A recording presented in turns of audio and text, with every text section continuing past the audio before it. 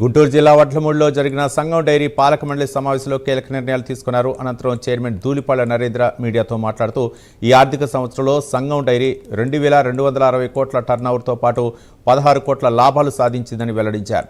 కొత్త చిల్లింగ్ సెంటర్ల ఏర్పాటు, ఆటోమేషన్కు 55 కోట్ల పెట్టుబడి, ఉత్పత్తుల విస్తరణతో పాటు తెలంగాణలో కార్యకలాపాల విస్తరణపై కూడా కీలక ప్రకటనలు చేశారు. పాడి రైతుల సంక్షేమం, ఆధునిక పశుపోషణ, కొత్త వ్యవసాయ వంగడాల అభివృద్ధికి ప్రాధాన్యం ఇస్తున్నట్లు తెలిపారు.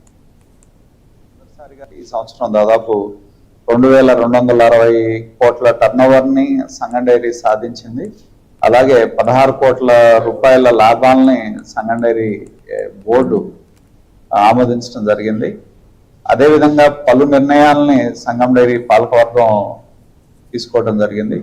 పాల ఉత్పత్తి సేకరణ కోసం వెస్ట్ గోదావరిలో 2 చోట్ల, అలాగే చిత్తూరు జిల్లాలో 3 చోట్ల, మొదటిసారిగా తమిళనాడు ప్రాంతంలో కూడా బోర్డర్లో, చిత్తూరు తమిళనాడు బోర్డర్లో కూడా పాల సేకరణ 20,000 లీటర్ల పాల సామర్థ్యం కలిగిన చిల్లింగ్ సెంటర్ని ఏర్పాటు చేయాలని చెప్పి పాలకవర్గం నిర్ణయం తీసుకోవడం జరిగింది. లూజ్ ఫార్మింగ్ కింద సబ్సిడీ ఇవ్వడానికి పాలకవర్గం నిర్ధారించడం జరిగింది.